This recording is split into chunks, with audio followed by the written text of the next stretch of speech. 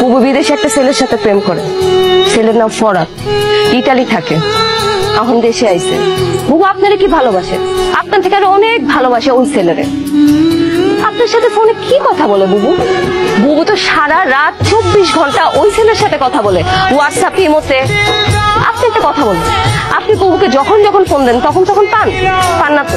কারণ বুবু আমার ফোন দিয়ে ওই ছেলের সাথে কথা বলে। কেন জানেন? কারণ আপনি যেন অ্যানাদার কল ওয়েটিং এ না পান। আমার বুবু এখন কই আপনি জানেন? ওই ছেলের সাথে দেখা করতে একটা হোটেলে গেছে। আমার বাকি আমার হাতি ধরতে দেয় না, আবার আরেক বেটার লোকে আরেক হোটেলে যাইবো? না না, আমি এসব বিশ্বাস করি না। বুবু যে আপনার হাত ধরতে দেয় না, এটাও বুবুর একটা অভিনয়।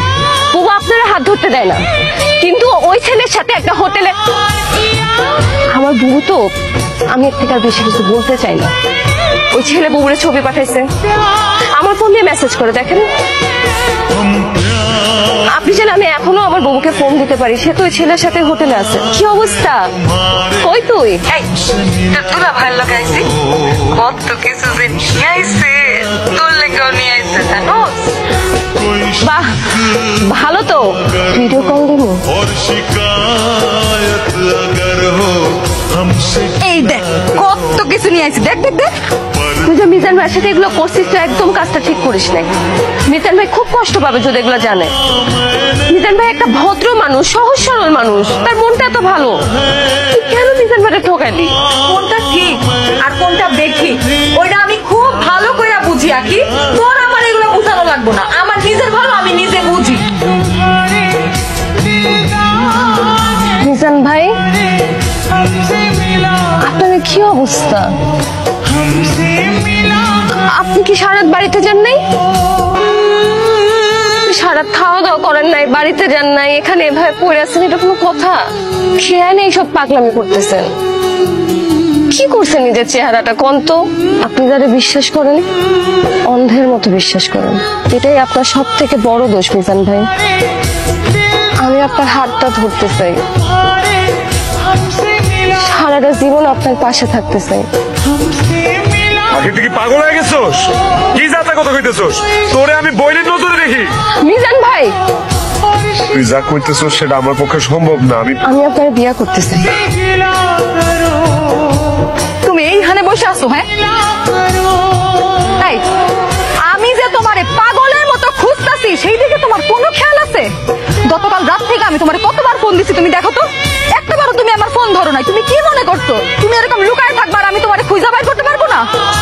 তুমি আসলে আমার কোনো খোঁজ খবরই রাখো না এখন। আর আমি কি করতেছি, কই আছি, তোমার জানার কোনো ইচ্ছাই নাই। গতকালকে আমি সারাদিন কই ছিলাম, কি করতেছিলাম, কোন খোঁজ খবর নিছো তুমি? আমার একটাবার খোঁজ নিছো? তোমার লগে আমার দেখা করার কথা ছিল, আমি কেন আসতে পারি নাই, কই ছিলাম সেটা জানার একটাবার চেষ্টা করছো তুমি? আমার তো সর্বনাশ হয়ে গেছে রে, আমার তো সবকিছু শেষ হয়ে গেছে, সব ধ্বংস হয়ে গেছে, আমার আগে সব শেষ হয়ে গেছে, সব ধ্বংস হয়ে গেছে। কয় তুই কি কয়, কি হয়েছে গো? পড়াত আছে না, পড়াত ও তুমি ভাই তো আঁকি, ওর দুটা বাচ্চাও আছে, ওর বউ আর ওর মধ্যে মিলমিশ হয়ে গেছে। এখন দুইজনে আমার বদিয়া খালি গালাজ করছে।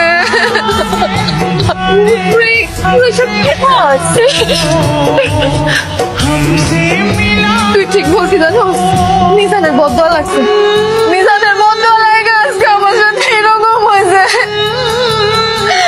আমি কি করব? মিজান তো আমার ফোন ধরতেছে না। তুই মিজানের ফোন দে না, দে না। বুবু, আমি মিজানের ফোন দিতে পারবো না। আরে তোর বোন বিপদে পড়ছে, তুই তোর বোনের পাশে থাকবি না? হ্যাঁ, মিলমিশ করে দিবি না? বুবু, আমি আমার মিজানের ফোন দিতে পারবো না। হ্যাঁ, কি করলি তুই? তোর মিজান মানে আমি কি ভুল শুনছি? আবার কত আবার কত? তাই আখি কি তুমি যা শুনছো ঠিকই শুনছো, আমি আমার মিজানের ফোন দিতে পারবো না।